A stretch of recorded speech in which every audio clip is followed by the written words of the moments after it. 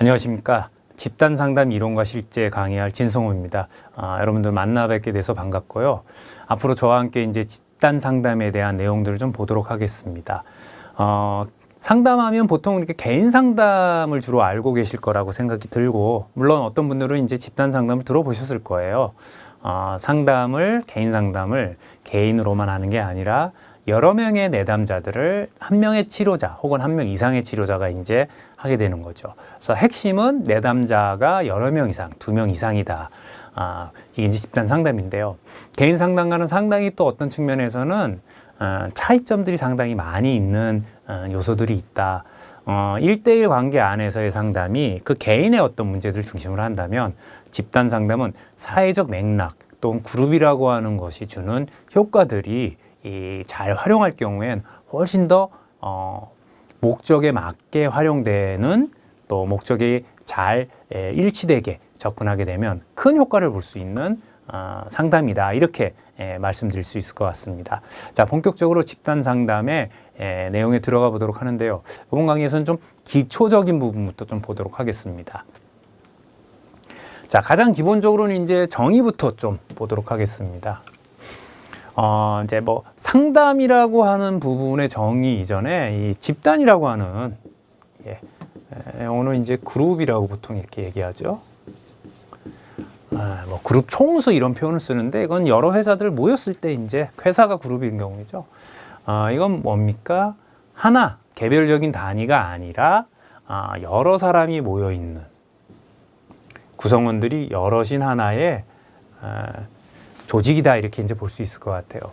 근데 이게 설명을 드리면 약간 두 가지 개념이 있을 수 있습니다. 그러니까 미국식이라고 표현하면 좀 그렇지만, 미국식 방식으로 보면 이 그룹이라는 게 A라는 사람, B라는 사람, C, D, E, F라는 사람이 모여요.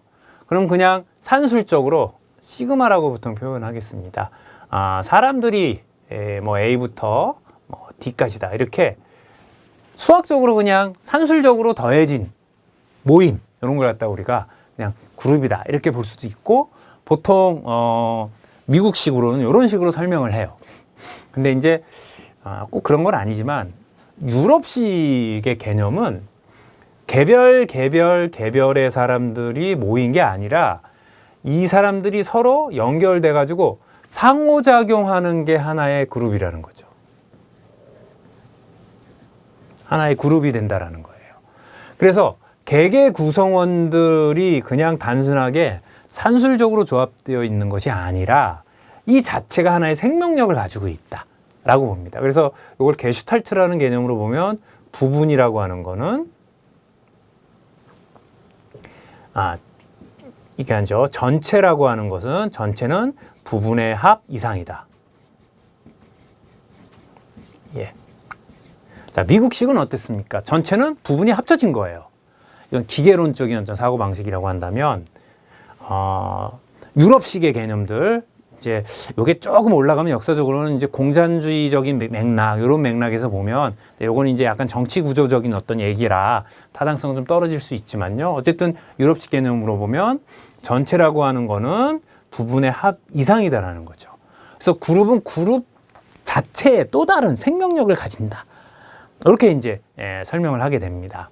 자, 이렇게 되면 우리가 집단 상담이라는 개념으로 보면 그냥 여러 명이 모인 사람들 하나하나를 이렇게 1대1로 하는 거가 귀찮으니까 모아놓고 한다 라는 맥락으로 생각할 수 있지만, 그게 아니라는 거죠. 사람이 2인 이상 모이게 되면 1 플러스 1에서 2가 되는 게 아니라 1 플러스 1이 3이나 4의 효과들을 나타낼 수 있게 된다는 거죠. 그리고 치료자는 이거를 좀 잘 다룰 수 있는 사람이어야 된다는 거예요. 자, 그래서 집단 상담은 이렇게 정의가 이렇게 나갈 수 있습니다.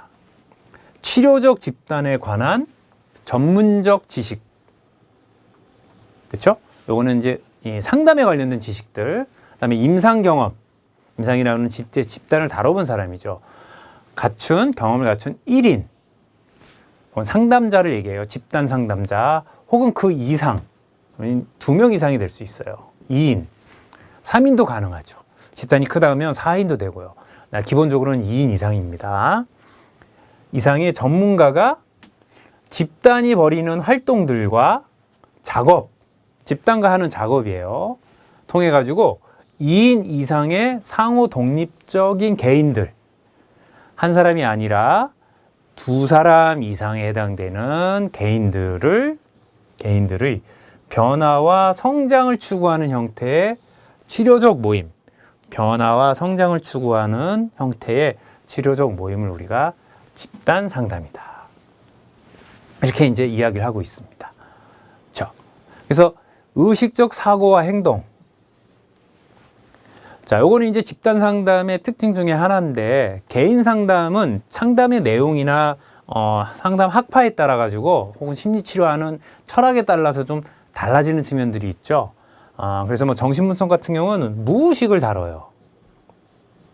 그리고 이런 개념으로 집단의 무의식을 다루기도 하는데, 기본적으로는 의식적인 사고와 행동들을 다룬다라는 거예요. 그리고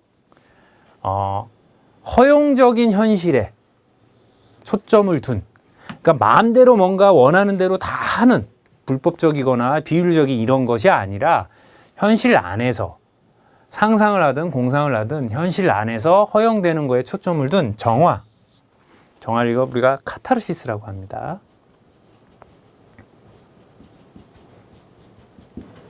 이 허용적이라는 건 치료적으로 허용 가능한 거예요. 정화, 그 다음에 상호 신뢰, 그리고 서로 멤버와 멤버, 구성원과 구성원들이 서로 돌보는 거, 그리고 상호 이해, 그리고 수용 및 지지. 이 수용이라는 거는 이해해주고 받아들여주는 거죠. 수용 및 지지 등의 어떤 치료적 기능들을 포함하는 굉장히 변화무쌍한 역동적인 상호 교류 과정, 이렇게 집단 상담을 정의 내릴 수 있다. 그래서 요거 굉장히 복잡하게 정리되어 있지만 1인 이상의 치료자가 2인 이상의 내담자들을 도와주는 형태다. 뭘 도와주느냐?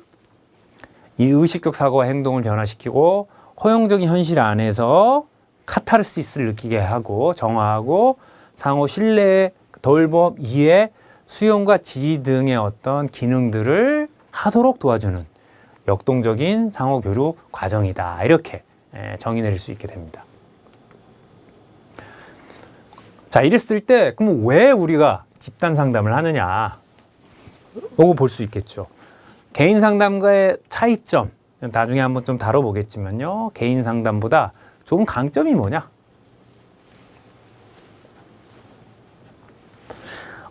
가장 기본적으로 현실적인 측면에 있어서는 이 경제성을 무시 못합니다.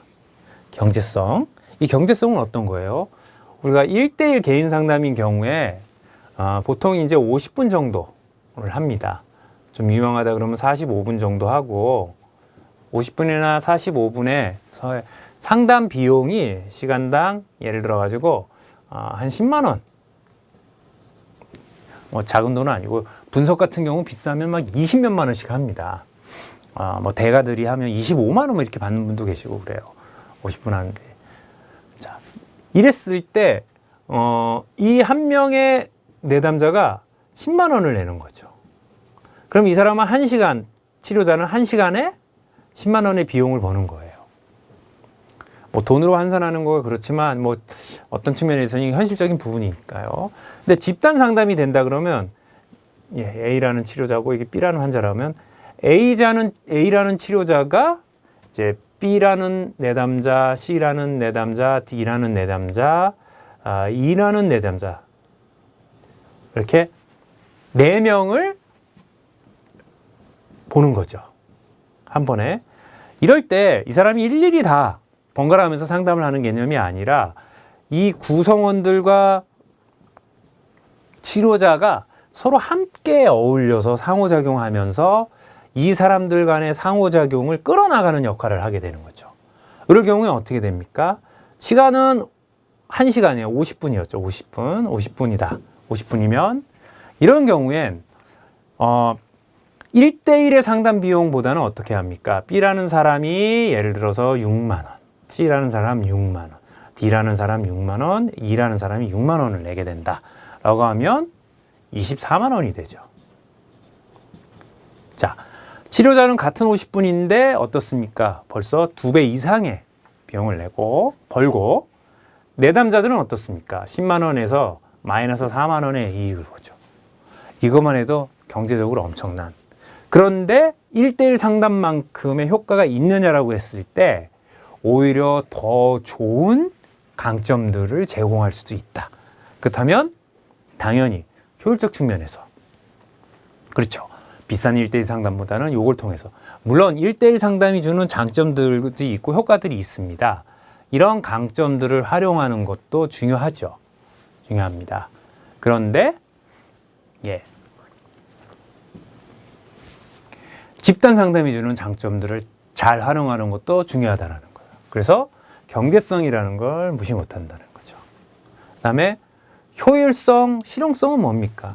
여기 다 요거 안에 이제 이 경제성 안에 혹은 포함되어 있는 거죠. 같은 시간 안에 이렇게 1대1 상담에서 A라는 치료자가 B라는 환자, 내담자에게 C라는 내담자, D라는 내담자, E라는 내담자에게 똑같은 얘기를 하지는 않지만 반복된 무엇인가를 하는데 이거를 넘어서서 한 번에 얘기하는 걸 통해서 효과를 볼 수 있게 된다는 거죠. 그래서 굉장히 효율적이고 실용적이라는 거예요. 그 다음에 이제 언급된 장점 중에 하나가 다양한 자원을 제공할 수 있다. 다양한 자원의 제공은 어떤 겁니까? A라는 사람이 가지고 있는 치료자가 아무리 훌륭하더라도 자신의 경험과 지식이라는 게 한계가 있죠. 그리고 학술적으로는 많이 알지만 삶의 경험을 충분히 했다라고 말하기는 쉽지 않은 영역들이 있어요. 그런데 B라는 사람은 전문가는 아니에요. 하지만 삶에 있어서 아이를 낳아서 길러본 경험이 있다. C라는 사람은 혼자서 살아본 경험이 있다. D라는 사람은 이혼의 경험이 있다. 이런 식의 다양한 경험들에 해당되는 정보들을 서로가 경험해보지 못한 삶을 나눌 수 있게 되죠. 자, 이런 걸 갖다 우리가 자원이라고 할 수 있어요. 그래서 제한된 공간과 시간 안에서 1대1 상담에서 제공하지 못하는 자원들, 다양한 자원을 제공해 줄 수 있다는 거죠. 그 다음에 이 환경 자체가 어떤 환경입니까? 사회적 환경이죠. 그러다 보니까 인간적인 성장을 위한 환경을 제공할 수 있다는 거예요. 인간적인 성장을 위한 환경을 제공할 수 있다. 이거는 굉장히 이 1대1 상담에선 제공해주지 못하는 형태의 장점이다라고 볼 수 있죠. 인간적 성장을 위한 환경을 제공해 줄 수 있다는 거. 그러다 보니까 이 관계 자체가 실생활의 어떤 축소판이다. 우리가 인간이 혼자 태어나가지고 혼자 살다가 죽는 게 아니죠. 우리는 누군가와 상호작용을 합니다. 기본적으로. 태어나서는 부모님과 성장하면 친구들, 그 다음에 나중에 사회에 나가서는 이제 사회생활을 하면서 결혼도 하고 이렇게 되죠. 그랬을 때 1대1 상황에서의 어떤 장면보다는 사실은 집단 안에서의 상호작용이 훨씬 더 실생활에 가깝죠. 그래서 실생활에서 보여지는 모습이 1대1 상황에서 숨겨질 수 있는 것들이 실생활에서 보여지는 모습이 그대로 집단 안에서 나타날 수 있다는 거예요. 훨씬 더 리얼하고 현실적으로 볼 수 있게 된다는 거죠. 그 다음에 문제 예방 효과도 있다는 거예요. 관찰학습이라는 게 존재할 수 있다는 거죠. 어떤 특정한 경험을 한 사람의 경험에 대한 언급을 통해서 그런 경험을 하지 않은 사람이 어떻습니까? 저건 조심해야겠구나. 저 사람이 하는 얘기가 이렇게 진지하고 이렇게 되면 이런 생각을 하면 이렇게 될 수 있겠구나 라는 식의 어떤 판단을 하게 될 때 어떻습니까? 문제 예방에 효과도 가질 수 있다는 거죠. 그 다음에 상담에 대한 긍정적인 인식 확대. 그쵸? 요 자체가 꼭 내가 이 안에서 내 얘기를 공개하지 않더라도 공개하는 사람들 또 그런 사람들이 보이는 행동들을 통해 가지고 그 사람이 변화되는 걸 보거나 이렇게 했을 때 내가 집단 상담을 통해서도 도움을 받을 수도 있고 그다음에 개인 상담을 통해서도 이런 건 조금 도움을 받을 수 있겠다라는 간접 경험을 할 수 있겠죠. 그래서 이거 상담에 대한 긍정적인 어떤 인식 확대 등이 가능하고 적용이 될 수 있다. 이렇게 설명드릴 수 있습니다. 그래서 다시 한번 정리하면 집단 상담의 강점, 경제성, 효율성, 실용성, 다양한 자원을 제공해 주는 거, 인간적인 성장을 위한 환경을 또 제공하는 거, 실생활에 어떤 축소판 기능을 하는 거, 그다음에 문제 예방의 효과, 그리고 상담에 대한 긍정적인 인식 확대, 이런 것들이 이제 가능해진다라고 이렇게 장점을 좀 설명드릴 수 있을 것 같습니다. 자, 그다음에 이제 정의를 좀 보는데, 이 정의에서 우리가 이 치료적이라는 맥락을 조금 좀 보고 갔으면 좋겠습니다. 자, 우리가 이거 세라퓨틱이라는 표현을 쓰는데 보통 치료하면 뭐를 의미합니까? 예, 병을 고치다. 병이라는 건 이제 어떻게 보면 문제죠. 예, 그 문제가 생겼다라는 걸 가정하는데 꼭 그것만을 의미하지는 않아요. 병이 생길 만한 가능성이 있는 거를 예방하는 개념도 들어갈 수 있다라는 거예요. 치료적 의미라는 건. 그래서 집단에 관련된 이론들이 존재하죠. 그리고 집단 관련된 어떤 기술들이 또 있을 수 있어요. 그리고 집단을 다루는 데 있어가지고의 어떤 기법들도 있을 수 있습니다. 그리고 전략도 있을 수 있어요. 그렇죠? 이거는 개인을 다루는 부분에 있어서도 비슷하죠. 근데 집단은 좀 더 이것이 체계화되고 혹은 집단에 관련돼서 특화된 형태의 어떤 접근 방법들이 적용될 수 있는 것들이 있습니다. 그래서 이런 것들을 적용해가지고 구성원들 간의 역동적인 상호교류, 구성원들 간에 굉장히 이게 다이나믹이라는 표현을 쓰는데 굉장히 역동적인 상호작용을 통해서 정신적, 신체적 문제를 예방하거나 치유하는 과정을 갖다 우리가 치료다 이렇게 이제 얘기할 수 있게 돼요. 그래서 문제를 예방하고 고친다. 이렇게 이제 볼 수 있어요. 이걸 의료적으로는 이제 병이다라는 맥락으로 볼 수 있죠. 예.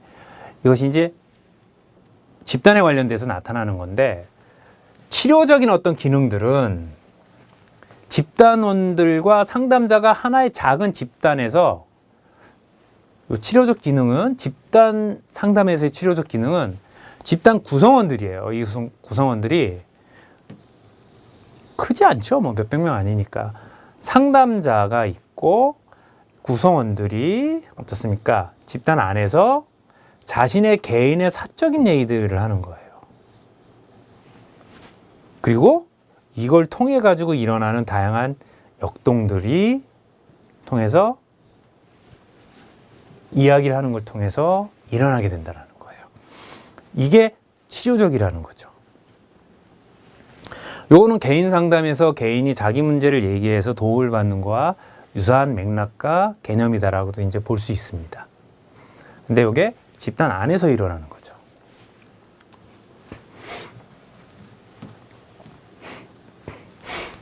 자, 집단원의 개념이 있다. 포괄적인 성격적 변화. 포괄적인 성격의 변화를 요할 정도로 심한 문제를 갖지 않은 근본적으로 정상적인 개인들, 이거는 이제 하나의 예입니다. 우리가 집단 상담에서의 집단원, 구성원들은 어떠냐라는 정의를 볼 때 이렇게 설명할 수 있어요. 그러니까 포괄적인 성격 변화라는 게 성격 전체를 바꿔야 될 정도를 의미하는 거죠. 그런 정도로 심한 문제가 없는 이런 개인들도 집단원이 될 수 있다는 거예요. 그러면서 가치와 목표, 그러니까 집단의 어떤 가치나 집단의 목표를 이해하고 수용하는 능력을 증대시킬 수 있다. 이런 능력이 있어야 된다는 거죠. 그리고 새로운 태도와 행동을 학습할 수 있고 이미 학습한 것 중에서 바람직하지 못한 것을 소거, 제거하기 위해서 집단 상호작용을 하는 것. 요 상호작용을 할 수 있는 구성원 이렇게 됩니다. 자, 요거는 집단원의 정의가 굉장히 낙관적인. 예. 그럼 요 능력이 없으면 집단 구성원이 못 되느냐? 그렇지 않습니다. 꼭 그런 건 아니에요. 예. 다만 요런 경향을 어느 정도는 가지고 있어야 되고, 이게 다 떨어질 때 그걸 집단을 구성해 가지고 협조하지 않고 변화 동기도 없는데 집단 상담을 한다라는 거가 사실은 효과가 반감되겠죠. 그런데 놀라운 거는 교도소라든가 이런 그런 거에 전혀 관심이 없어 보이는 분들조차도 집단 상담을 하게 되면 자기 문제를 보고 변화를 일으키려고 하는 긍정적인 변화를 야기할 수 있게 된다는 거예요. 예. 그래서 다시는 범죄에 발을 들이지 않는 이런 것들도 우리 집단 치료 상담에 봉사하시는 분들이 보이는 경험들에서 이렇게 볼 수 있죠. 그래서 어쨌든 집단원 상담에서의 집단원의 개념은 이렇게 좀 설명할 수 있다. 자, 이랬을 때 집단 상담의 의미를 좀 보도록 하겠습니다.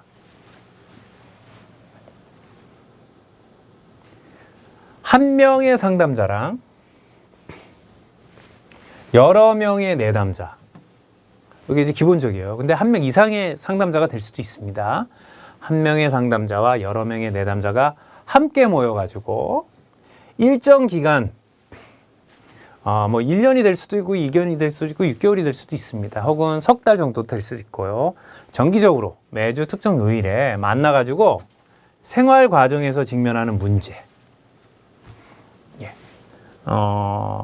취직이라든가 연애라든가 사업이라든가 혹은 가족관계, 뭐 다양한 것들이 있을 수 있죠. 사건들을 그들의 관심사에 대해서 내가 무엇을 느끼고 어땠고 이런 일들이 있었어 라고 얘기하는 거예요. 그걸 반응하는 거죠. 그리고 자기의 생각에 대해서 꺼내놓는 거예요. 그래서 머릿속으로만 생각하고 있던 걸 꺼내는 걸 통해서 타인으로부터 피드백을 받는 거예요. 대화하는 거죠. 그러면서 집단 안에서 어떤 것들을 경험하게 됩니까? 허용적이고 현실적이고, 그 다음에 내가 속으로 힘든 것들을, 여러분이 이제 상담 경험이신 분들은 좀 아실 거예요. 내 머릿속으로 있는 것들, 그리고 얘기한다고 해서 문제가 해결되지는 않지만 누군가에게 자기 속에 있는 얘기들, 말하기 힘든 것들을 꺼내놓는 것 자체가 어떻습니까? 자기 감정을 이해하고 그 감정을 표출하게 하는 것으로 정화적이 되는 거죠. 감정 정화적이 된다는 거예요. 그리고 상호 신뢰적인 경험 갖게 되고, 그 다음에 집단 안에서는 어떻습니까? 어떤 얘기를 하든 간에 수용적이 되죠. 그리고 지원적인 집단의 어떤 응집력, 그리고 치료적 분위기를 볼 수 있게 되는 거죠. 그리고 상호 이해를 촉진함으로써 긍정적인 변화를 모색하는 목적을 가진 상담의 한 형태다. 이렇게 이제 의미를 좀 볼 수 있습니다. 그건 앞에 나온 집단 상담의 어떤 정의의 개념들을 다시 한번 의미 맥락에서 좀 정리를 했다. 이렇게 좀 보시면 될 것 같습니다. 자, 집단 상담과 유사한 형태들이 존재해요. 여러 개가 좀 있을 수 있습니다. 목적에 따라서, 내용에 따라서, 형태에 따라서도 그런데요. 그 중에 하나가 집단 지도라는 개념이 있다. 지도는 뭔가를 갖다가 가르치고 정보를 제공한다라는 거로 좀 이해하시면 좋을 것 같습니다. 그래서 정의를 보면 다수의 대상자를, 그러니까 A라고 하는 교육자의 개념이 여러 사람들에게 뭐합니까? 정보를 제공해 주는 거예요. 교육을 하는 거죠. 그래서 이런 경우에는 이제 성교육, 그렇죠? 진로 지도, 그다음에 오리엔테이션, 이런 것들이 이제 여기에 들어가게 된다라고 이렇게 말씀드릴 수 있을 것 같아요. 그래서 집단 지도에 있어서 지도성이라는 게 있다. 이제 이건 지도성이라고 하는 건 리더십이라고 보셔도 돼요. 집단 지도는 이게 집단 상담과는 약간 다른데 유사한 형태라고 좀 볼 수 있습니다. 그래서 이거 보면 조직이나 집단의 어떤 공동 목표, 조직 또는 집단의 공동 목표를 달성하기 위해서 집단 구성원들이 목표 지향적인 행동을 할 수 있도록, 그러니까 목표 지향이라는 건 특정 목적을 끌고 가는 거죠. 뭐 지식을 얻든 뭐든 할 수 있도록 집단 간의 상호작용을 돕는 지도자의 영향력 있는 행동, 이걸 딱 리더십이라고 그래요. 그래서 지도성, 지도자예요. 이건 리더가 있는 거죠. 그래서 지도가 되는 거죠. 집단 지도. 상담은 목적에 따라서 다르긴 하지만 이런 맥락보다는 집단 자체가 서로 자신의 얘기를 잘 끌어내도록 개입하기도 하지만 한 발짝 안에서 마치 이 레슬링 경기장에 심판 같은 역할들을 하는 경향이 있지만 집단 지도는 굉장히 이런 형태가 다양하게 나타날 수 있다는 거예요. 그래서 세 가지 유형이 있다. 첫 번째가 독재형이 있다. 이거 전재형, 권위형 뭐 이렇게 얘기하는데 굉장히 카리스마가 있는 형태예요. 그래서 집단 활동을 결정할 때 집단 상담자가 집단 활동을 스스로 결정하는 거예요. 자, 이거를 하세요. 요거 하세요. 요거 숙제예요. 그래서 자신의 권위를 강조하고 내 말을 따라야 된다. 누군가가 하기 싫다거나 했을 때 내가 시키는 걸 따라야 된다는 거, 이런 걸 권유 강조하고 누가 어떤 일을 해야 하는지까지도 이렇게 지시를 하는 거죠. 어떤 일을 해야 하는지를 직접적으로. 굉장히 이 독재 형태라고 표현이 조금 독재 형태라고 나쁘지만 이것이 이제 굉장히 신속하고 무엇인가 목표에 빨리 돌아가도록 하는 어떤 프로세스로도 작용할 수 있죠. 그다음에 민주형은 뭡니까? 평등한 분위기가 발전되도록 지지한다라는 거예요. 그래서 구성원들이 서로 민주적으로 자기 의사를 표현할 수 있도록 이렇게 옆에서 끌어주고 만들어주는. 그다음에 자유방임형은 어떤 형태입니까?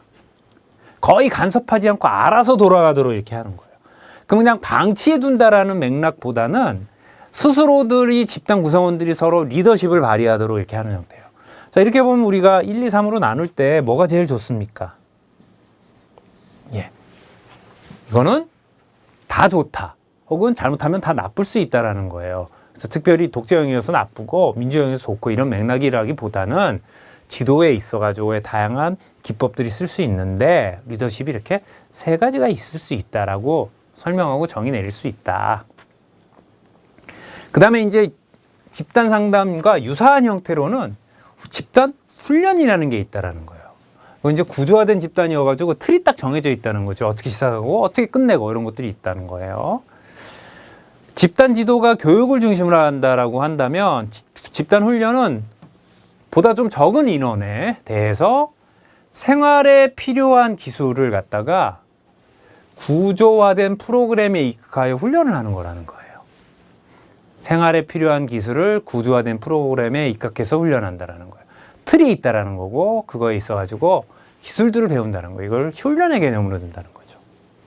네. 그래서 집단은 집단 상담과 유사한 측면이 있지만 그래서 구분에 어려움이 조금 있을 수 있다. 집단 훈련이 이게 집단 상담과 이게 약간 구분하기가 어렵다. 다만 이거는 뭡니까? 약간 훈련 프로그램에 가까운 형태로 좀 보시면 좋을 것 같습니다. 그래서 학생들을 대상으로 집단 상담을 운영할 때 어떤 틀이 있어요. 뭐 12회기. 그래서 뭐 아이스 브레이킹하고 자기소개하고 뭐 이런 것들 단계별로 이렇게 틀에 맞춰서 그래서 하루는 그렇게 하고 그 다음날은 이렇게 해서 12번을 어떻게 한다. 이렇게 이제 합니다. 예. 그런 거 이제 이렇게 보는 거고요. 그래서 스트레스에 어떻게 대응할지 교육하는 거, 훈련하는 거. 가치. 뭐 이거는 학교라면 공부를 왜 해야 되는지, 그렇죠? 회사라면 우리가 왜 이런 회사에서 일해야 되는지, 뭐 철학적인 맥락, 인문학적 맥락이라면 우리 삶을 어떻게 살아야지 이런 것들에 해당되는 집단, 또 이제 어떤 룰에 따르고요. 사회성 훈련은 뭡니까? 사회적 관계를 형성하고 사회적으로 릴레이션십을 형성하는 데 있어서의 훈련 이런 것들이 해당되는 거, 여기 이제 집단 훈련이다 이렇게 이제 설명드릴 수 있습니다. 그 다음에 집단 상담에서 대상과 상담자에 대한 부분들, 이건 이제 우리 대상에 대해서는 조금 설명을 했습니다. 여기 보면 정상적인 부분, 정상 범위의 적응 수준에 해당되는 사람, 그리고 주된 문제는 정상적인 발달 과업의 문제들 혹은 정상인의 태도와 행동 변화에 해당되는 게 집단 상담의 대상이다 이렇게 이제 정의를 내렸죠. 그래서 여기에 해당되는 대상이 우리가 집단 상담의 대상이다라고 이렇게 이제 기본적으로 보지만 요거만이 아니다라는 거예요. 요 대상에는 정상 범위가 아닌 경우에도 우리가 집단 상담을 활용할 수 있고 적용할 수 있다라는 거.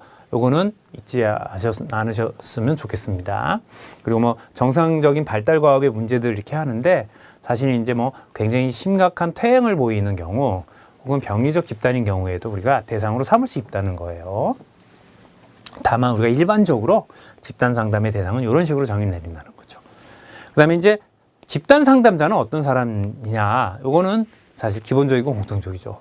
개인 상담 경험이 성공적인 경우, 요건 그래서 집단 상담가가 되기 전엔 본인의 개인 상담도 해야 되고 본인도 개인 상담을 좀 해야 되는 부분이 있고요.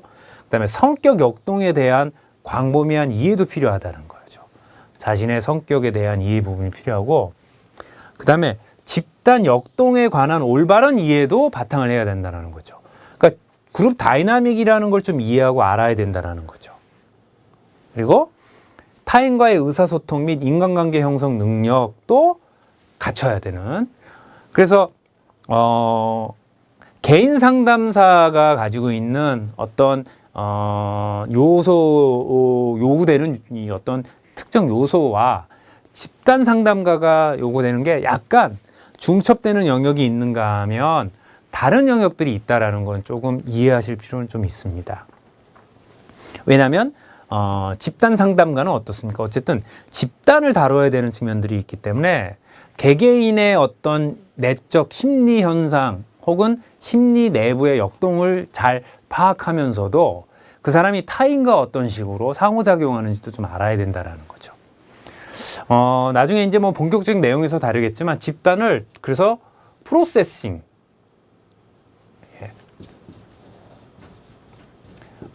과정이라는 표현을 한번 쓰는데요. 이 과정과 콘텐츠, 내용으로 좀 구분해서 이 두 개를 잘 다룰 수 있어야 된다라고도 얘기합니다. 콘텐츠는 구성원들이 얘기하는 내용들이고 프로세스는 이런 구성원들이 얘기하는 패턴들과 방식들에 해당이 되는 거죠.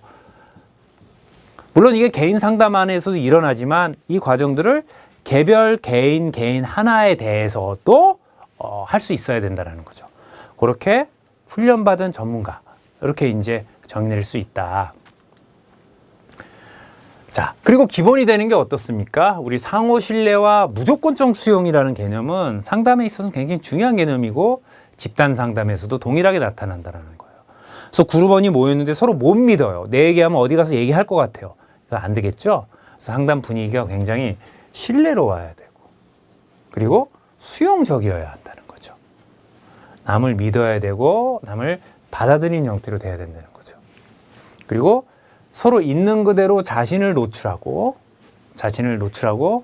자기를 발견할 수 있도록 하고 자신의 어떤 느낌이라든가 신념, 행동에 무조건적인 수용이 필수적으로 요구된다는 거죠. 여기서 말하는 무조건이라는 건 무조건 나한테 잘못해도 된다. 다른 사람을 욕해도 된다. 이런 무조건적인 게 아니라 그 사람이 자신이 경험한 것들을 무슨 제한 없고 통제 없이 스스로 표현할 수 있도록 하는 분위기와 환경을 만들어야 된다는 거죠. 우리가 편견을 갖거나 혹은 판단을 하게 되죠. 이런 건 어떻습니까? 타인에 대해서 그 사람이 어떤 경험을 하고 무엇을 했고 왜 그렇게 했는지를 갖다가 이해하려고 하는 게 아니라 잘못됐다 라는 맥락으로 얘기하는 거죠. 이게 상호신뢰와 무조건적 수용에 있어서의 개념과 대치되는 개념이죠. 그래서 이게 없이 그 사람이 그 사람 자신을 그대로 수용하는 것이 중요한 능력이다. 혹은 집단 상담에서 중요한 개념이다. 상호신뢰와 무조건적 수용은 상담 장면에서도 이제 나타나게 되는 것이다. 그 다음에 집단 상담에 있어가지고 과정과 정서라는 개념들이 있을 수 있다. 과정이라는 건 뭡니까? 집단 상담은 끊임없이 이어지는 과정이라는 거예요. 우리가 원 세션을 해도 이건 1대1 상담에서도 동일하지만 집단 상담은 역동적인 대인관계 과정 안에 있는 거죠. 그리고 집단원 상호 간의 계속적인 관계 과정도 유지하고 있다는 거예요. 이 과정이 존재합니다. 지속적인 처리 과정, 지속적인 정서적 처리 과정이 존재한다는 거예요. 그 다음에 교정적인 정서 체험을 한다. 요거는 알렉산더라는 분석가가 처음 얘기했다고 하는데요. 상담 과정 안에서도 나타납니다. 우리가 성장기에 왜곡된 경험들을 할 수도 있어요. 학교를 다니면서 잘못된 경험을 할 수도 있어요. 따돌림을 당하나 이랬을 때 내가 부족하다는 느낌들을 무의식 중에 가질 수 있습니다. 이런 사람들이 지지적인 집단 환경 안에서 어떻습니까? 과거에 다룰 수 없었던 외상 경험을 갖다가 공개하고 용기를 내서 오픈을 해요. 그랬을 때 집단원들이 보다 안전하고 지지적인 환경에 노출시키는 것을 통해서 그럴 수 있구나라는 지지를 받는 걸 통해서 교정적인 정서 체험을 할 수 있게 된다는 거죠. 정서 경험이 변화가 일어나게 된다는 거예요. 그래서 그 사람이 더 어떻습니까? 성장하고 발달하게 되는 이걸 갖다 우리가 교정적 정서 체험이다라고 이렇게 얘기를 합니다. 자, 집단 상담의 목표. 이걸 한번 언급을 했는데 다시 한번 정리를 좀 해보겠습니다. 사람들이 비슷한 문제와 관심사를 공유할 수 있도록 도와서 효과적이고 경제적이고 전문적으로 서비스를 해주는 거다. 이렇게 보여요. 그래서 집단 상담의 전문가뿐만이 아니라 사실은 심리학이라든가 사회복지, 정신의학, 청소년 상담, 지도, 캠프, 종교단체, 교육, 학교 등 다양한 분야의 리더들이 집단의 치료적 효과를 목표로 하는 것이다 라고 이렇게 볼 수 있습니다. 그래서 굉장히 어떻게 보면 개인 상담에서는 볼 수 없는 목표를 가지죠. 그리고 아동 청소년들 같은 경우는 성인보다는 또래 집단, 이걸 피어 그룹이라고 보통 얘기하죠. 또래 집단, 동료 집단 이렇게도 하고요. 그래서 개인 상담을 통해서 나이 많은 상담 선생님이 혹은 어른인 선생님이 청소년에 대해서 이렇게 영향을 주는 것보다 비슷한 나이 또래 아이들이 모여가지고 건강한 방향의 경험들을 했을 때 훨씬 더 영향을 많이 받죠. 그럴 때 굉장히 좀 더 마음을 쉽게 연다. 그리고 영향도 많이 받는다. 긍정적인 방향으로 가게 된다. 그래서 집단 상담은 이들의 성장과 발달을 돕는 것도 목표에 해당이 된다는 거예요. 자, 집단 상담의 원리. 인간은 어떤 사회적 유기체. 그렇죠? 원리. 우리가 상담의 원리입니다. 집단 상담은 1대1 관계가 사실은 특수 상황인 경우에요. 인간 삶에서는 사실은 어떤 면에서는 물론 1대1 관계, 부모 자식 관계에 있어서 이런 어머니와 나와의 관계가 1대1이고 아버지와 나의 1대1이지만 사실 개인의 입장에서는 나와 여러 사람들과의 관계가 기본이죠. 그리고 대집단이 아니어도 우리는 누군가를 만나게 되죠. 이게 사회의 유기체, 인간이 사회적 동물이라는 특성이 있죠. 다른 사람들과의 관계를 통해서 우리는 존재하게 된다는 거예요. 그리고 더불어 생활하는 집단 지향적 존재죠. 그래서 우리가 인간이라는 말 자체가 사람과 사람의 사이가 인간이죠. 이 하나를 가지고 독립된 인간 한 명을 우리가 인간이라고 안 한다라는 거예요. 유기체를. 우리는 서로 2명 이상이 돼야만 인간이 되는 존재라는 거죠. 그래서 가족, 여기는 가족이 빠져 있지만요. 이웃이라든가 학교, 직장 등에서 다른 사람들을 만남을 통해 가지고 한 사람이 되어가는 과정이다라는 거예요.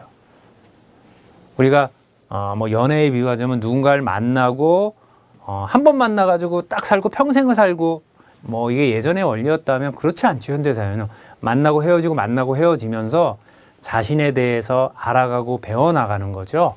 고통스러운 경험이 될 수 있겠지만 이게 우리 사회적 경험을 통해서 만남을 통해서 그런 것들이 이루어진다는 거예요.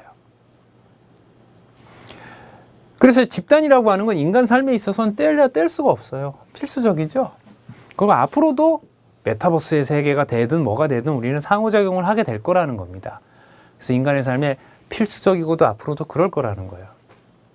그래서 집단 상담은 집단의 어떤 특수성에 기초하고 집단이 주는 장단점, 그래서 참여자의 문제 해결, 그다음에 의사결정, 정신건강, 인간적 성장 등을 돕는 치료 수단이 된다는 거예요. 뭘 통해서? 인간의 본질적인 형태인 이 집단이라고 하는 경험을 통해서요. 혼자만 살지 않는다는 사실 자체 때문에 우리는 인간이 되어간다는 건 집단 안에서, 사회 안에서 되어간다는 거죠. 이런 원리를 치료 안에 집어넣는 거, 집단이라고 하는 원리를 활용하는 거가 집단 상담의 원리다. 이렇게 좀 정리할 수 있을 것 같습니다. 그래서 이거 한번 정리했지만 다시 한번 정리하면 치료적인 집단의 역동적인 과정, 어떤 집단이 있는데 이 집단이 도움을 되는 집단이라고 한다면 어떤 요소를 갖냐면 참가하는 사람이 자기가 어떤지 자각하는 거예요. 그리고 통찰을 갖는다는 거예요. 참여자의 자각과 통찰을 촉진하고 경험학습을 통해 가지고, 경험학습이라는 건 뭡니까? 집단 내의 경험들 하는 거죠. 변화 추구의 동력으로 작용하는 거. 치료적 집단의 역동적인 과정이라는 거죠. 그래서 참여자의 자각과 통찰을 촉진하고 경험학습을 통해서 변화 추구의 동력으로 작용하는 거다. 그래서 이게 집단 치료나 집단 상담을 하게 되면 상담에 비해서는 어떻게 보면 1대1 상담으로 변화를 일으키면서 굉장히 짧은 시간이라고 볼 수 있어요.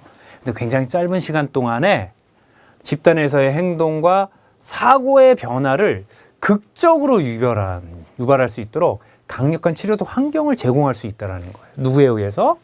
그런 참여자들의 자각과 통찰, 그다음에 리더를 통해서라는 거예요. 그래서 집단은 집단 자체에 힘이 있죠. 그 영향력이 있어요. 그리고 리더십이 있습니다. 그래서 이게 서로 시너지를 내는 거예요. 결합해가지고 1대1 상담에서 주지 못하는 아주 강력하고 현저한 치료적 효과를 산출하는 것이 사실 집단 상담의 원리이면서도 존재 이유라는 거죠. 이게 없다면 사실 집단 상담을 할 필요가 없죠. 개인 상담을 통해서 얻을 수 있는 것보다 훨씬 더 짧은 시간 안에 굉장히 더 큰 영향력으로 그걸 조율하는 리더십이 의해 가지고 나타나는 게 아니라 그러면 사실 어떻습니까? 예, 개인 상담을 하는 게 낫죠. 근데 이게 작동했을 때 엄청나게 파워풀한 경험을 하게 하는 게 집단 상담이라는 거죠. 이걸 조금 영성적인 맥락으로 말씀드리면 우리가 강렬한 경험들이라고 하는 건 개인이 경험하는 신체적 어떤 손상이나 이런 경험도 있을 수 있지만 관계 안에서 우리가 누군가를 잃어버린다든가 누군가로부터 상처를 받는다든가 이런 걸 통해 가지고 부정적인 경험을 하기도 합니다. 하지만 이런 경험이 역경의 개념으로 와서 그 사람의 기존의 삶을 봤던 병리적인 에고라고 하죠. 자아 구조가 깨져나가는 걸 통해 가지고 더 훨씬 건강한 사람이 되는, 그 외상후 성장이라는 표현을 씁니다. 이런 것들은 1대1 상담보다는 집단 상담에서 훨씬 강력하게 나타날 수 있다. 그래서 시련이 약이 되는 거라고도 이렇게 볼 수 있습니다. 고난이 약이 되는 거라고도 볼 수 있어요. 훨씬 더 성장하는 거죠. 그래서 꼭 고통이 나쁜 것만은 아니다라고 또 볼 수도 있죠. 자, 이런 측면에서 우리 집단 상담 관련돼서 집단 운동이라는 표현을 썼는데요. 집단 상담이라는 용어가 언제부터 이렇게 쓰여졌는지 조금 이렇게 살펴보도록 하겠습니다. 이게 중요한 부분은 아니지만 어떤 개념이 시작됐을 때 R.D. 알렌이라는 분이 이제 31년도에 이 교육 장면 자체가 집단이죠. 우리가 기존의 교육은 어떤 교육이에요? 개인 교습이었죠. 개인 교수였어요. 개인 교수라는 건 누가 합니까? 돈 많은 귀족 집안에서 아이들을 교육하고 나머지는 그런 것들이 존재하지 않았죠. 그냥 생활에서 먹고 사는 거가 전부였어요.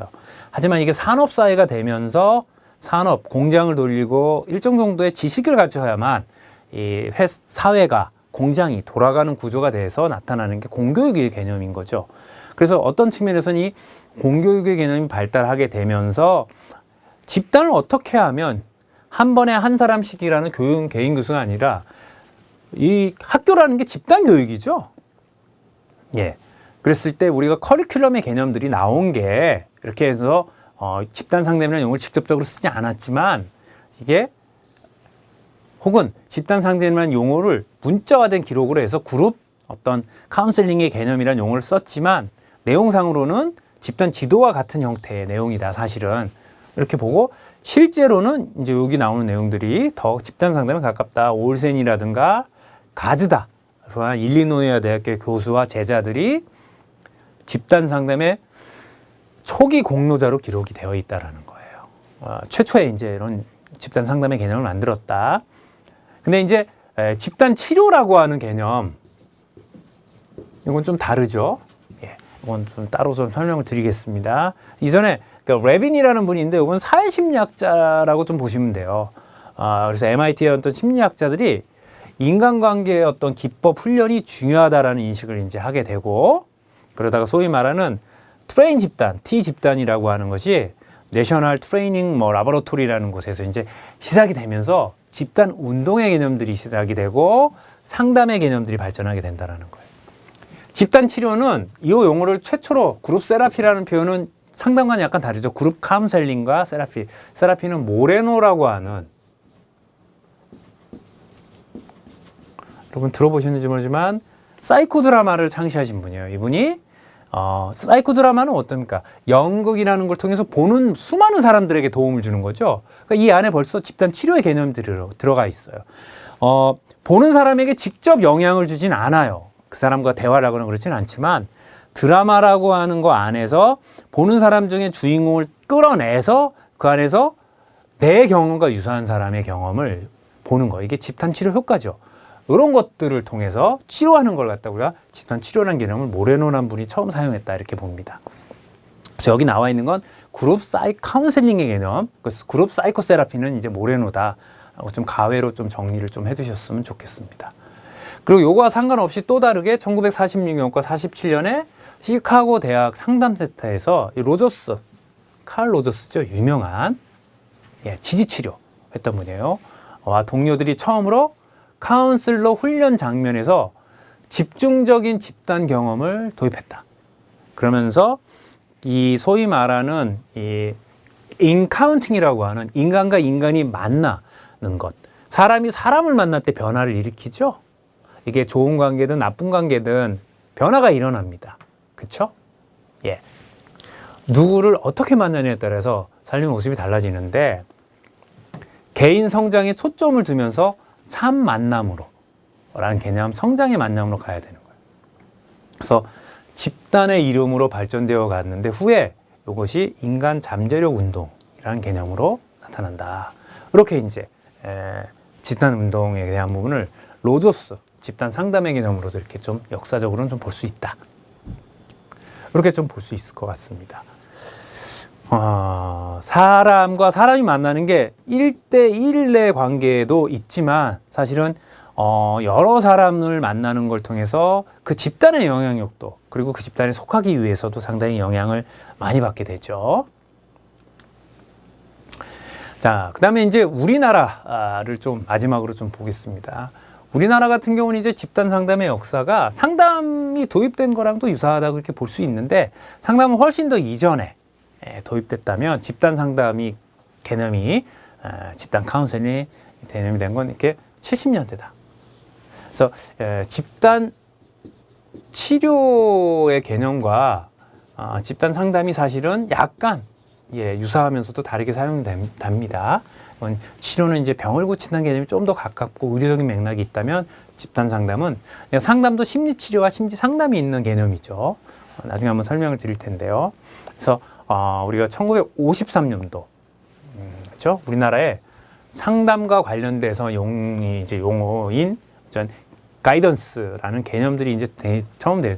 가이던스라는 게 이제 일종의 멘토죠. 어떤 전문 지식을 가지고 있는 사람이 이끄는 거죠. 미국으로부터 이제 영향을 받을 수밖에 없죠. 우리가 일제 치하에 독립을 하면서 미 군정이 이제 들어오면서 이렇게 통치를 하게 되는 형태일 때 미국의 시스템들이 많이 들어오게 됐죠. 그래서 미국 교육사절단이 함께 활동을 시작하게 되면서요, 가이던스라는 개념이 들어오고 57년도에 이제 서울시 교육위원회가 처음으로 학교 카운셀러 양성 과정. 학교에서 선생님들을 대상으로 할 수도 있고, 어쨌든 아이들을 대상으로 도움을 주기 위해서 카운셀러를 양성하기 위해 가지고 강습회를 이제 개최하면서부터 이 소위 말해서 조직적인 상담 훈련이 집단 상담의 어떤 훈련이 시작이 됐다. 이렇게 좀 볼 수 있습니다. 그러다가 71년, 꽤 오래된 듯 하지만 사실은 또 멀진 않아요. 예. 그래서 대구 지역에서 미국으로부터의 영향이에요. 미국에서 온 새로운 형태의 집단 형태의 상담을 소개하고 71년도와 75년도 사이에 일본에서부터, 일본도 이런 부분들이 이제 우리보다 앞서갔던 시절이 있었으니까요. 이렇게 발달이 되면서 일본으로부터 T 집단, 트레이닝 집단이죠. 집단의 형태의 어떤 감성훈련, 감성훈련 후는 감수성 훈련이라는 표현을 씁니다. 전남 광주 지역에서 이제 실시했는데, 감성훈련이라는 거는 뭡니까?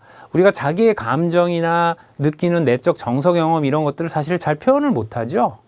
예, 혹은 어떤 분들은 느끼지도 못합니다. 그리고 한국 사회 같은 경우는 자기 감정, 남자가 울어서는 안 된다든가 이런 식의 어떤 편견이라든가 이런 가치관의 맥락들이 있는데, 이런 것들이 사실은 그 사람을 건강하게 키우지, 그러니까 경험하지 못하게 하는 것들이 있죠. 그래서 T 집단의 형태의 감성 훈련을 전남 광주 지역에서 이렇게 실시를 하게 되면서 소위 말하는 집단 상담의 개념들이 자리 잡고 현대까지 이렇게 이어져 오고 있다. 그래서 그 이후에는 뭐 게슈탈트 세라피, 저도 뭐 사이코 드라마를 하기도 했는데요. 사이코 드라마 이런 것들도 사실은 어떻게 보면 집단 상담이 조금 진화된 형태로 나타난 것이다라고 이렇게 설명드릴 수 있을 것 같습니다. 자, 요번 강의에서는 우리가 집단 상담에 관련된 어떤 원리들, 그 다음에 우리 이 개념, 그 다음에 집단 상담이라고 하는 것이 어떠한 의미가 있는지 좀 살펴봤고요. 역사도 이렇게 좀 카운셀링 개념으로 좀 살펴봤습니다. 그리고 치료적 맥락이 어떤 건지도 좀 살펴봤습니다.